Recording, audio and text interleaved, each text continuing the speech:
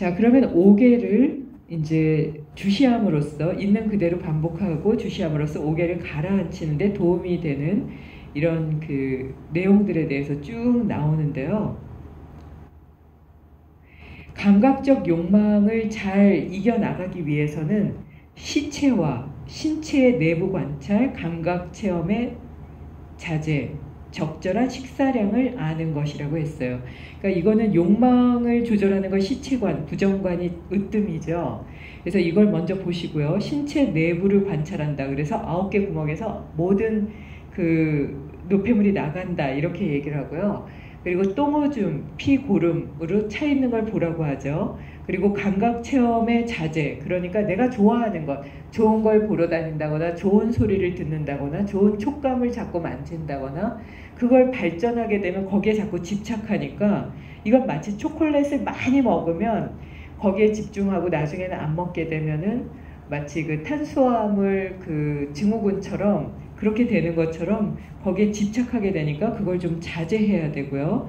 식사량을 적절하게 잘 유지해서 욕망을 조절하라고 해요. 그래서 첫 시간에 말씀드릴 때 음식 조절이 안 되면 어렵습니다. 감각적 욕망의 기본은 우선은 식사량, 식사하는 음식의 종류에서부터 시작됩니다. 맛있는 거 따라다니는 거, 밤을 즐기면서 먹는 거 이거 피하셔야 돼요 라고 말씀드린 것 여기에도 나오거든요. 그래서 적절한 식사량은 모든 수행에 나옵니다. 그리고 저기에는 저기감을 가질 때는 상대방에 대해서 배려하는 마음, 이거는 내 입장보다는 상대방의 입장에서 생각하고요. 그리고 공감 능력이 강하면 적의감은 사라진다고 봅니다. 그러니까 저 사람이 저래서 저렇구나 라고 상대방을 공감하면서 그를 적대적으로 밀어내거나 그를 보고 마음에 안 든다고 인사를 안 할 수는 없는 거거든요.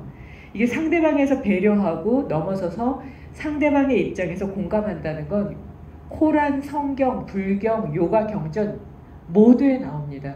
삶에서 이 공감력이 떨어지면 요즘은 공감지능이라고도 하죠. 그래서 이 공감력은 살아가는 삶의 그 질과도 연결된다고 해요. 그래서 성공한 사람들은 많은 사람들의 마음을 공감하기 때문에 그래서 성공한다고 해요. 그러니까 저 사람이 저래서 저렇구나. 그럼 이게 필요하겠구나. 그럼 그걸 나누어야 되겠구나. 이게 기본이거든요. 그래서 모든 깨달은 분들이 나눔은 모든 것을 넘어간다라고 얘기를 하는 부분도 있어요. 그래서 자업자득의 이해. 그래서 내가 행한 만큼 돌아온다. 상대방의 입장에서 생각했을 때 나쁜 건 하지 말고 상대방의 입장에서 좋은 건 많이 해라. 그럼 내가 싫은 거는 상대방에게 하면 안 되고요. 내가 좋은 건 상대방에게 많이 하셔야 되겠죠. 그래서 관점의 전환, 이게 다 똑같은 거죠. 배려, 공감, 자업자득의 이해, 관점의 전환. 상대방의 입장에서 나를 빼고 상대방의 입장에서 생각해라. 그래서 스와미 베다께서 저한테 말씀하셨던 건 나라는, I라는, me라는, my라는, mine이라는 그 의미를 빼라고 하거든요. 선과 내향연에서는 I, my, me, my는 아주 작은, 아주 조촐한 그런 초라한 자아다라고 얘기해요. 여러분이 갖고 있는 건 큰 자아인데 이렇게 작은 자아에 집중하지 말아라. 그래서 내가 생각할 때는 나는 이라고 들어갈 때 우선 나는 수행이 안 되고 있는 거구나 라고 이해할 필요가 있을 것 같고요. 이 나를 없애야 된다고 봅니다. 그리고 게으름과 혼침에서는 자세를 바꾸는 것, 빛에 접촉해서 빛을 이미지화하는 것, 야외에서 지내는 것, 이게 제가 헷갈려가지고 사실 이 녹음을 다시 했는데요. 게으름과 혼침에는 자세를 바꾸는 것, 이거는 게으를 때도 사실은 자세를 바꾸거든요.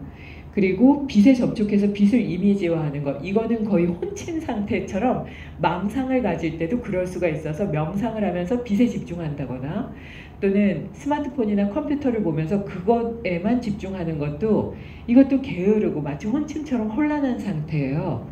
근데 반대로 야외에서 지내는 것, 이건 막 놀러 다니는 거죠. 그러니까 들떠 있고 막 이런 거요. 근데 그거를 게으름이나 혼침을 없애는 좋은 방법으로도 활용할 수 있다는 거예요. 그래서 자세를 바꾼다. 내가 게으르구나. 그럼 이렇게 주저앉아 있고 누워 있을 게 아니라 벌떡 일어나서 나아가서 움직여야지. 이러면 게으름이 해소되고요.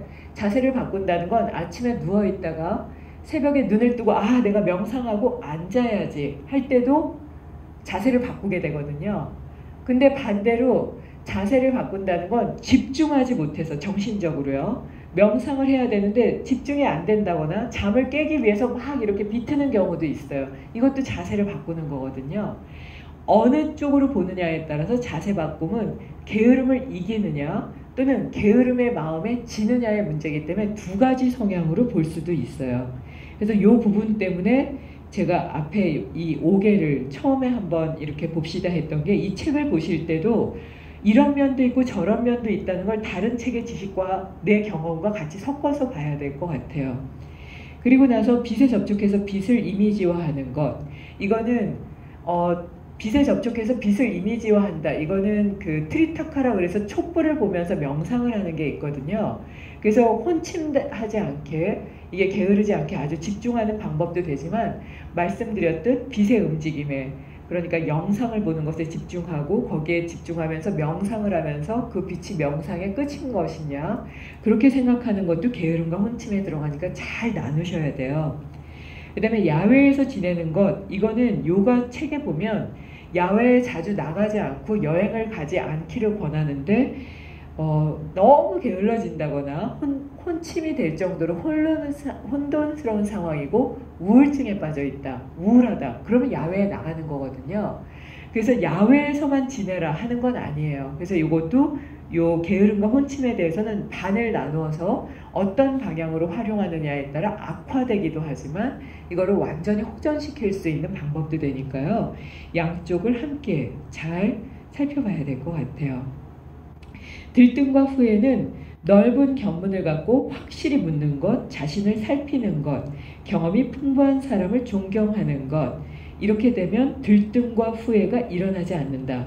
그러니까 넓은 견문을 가지면 들뜨지 않게 되겠죠. 이게 별게 아니라는 걸 알게 돼요. 예를 들어 볼게요. 아주 작은 시골에서 박사 한 명이 나왔어요.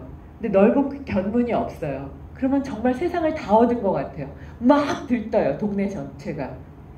근데 서울에 와보니까 박사 5개, 6개인 사람들이 너무 많아요. 그러면 어때요? 부끄러워지겠죠.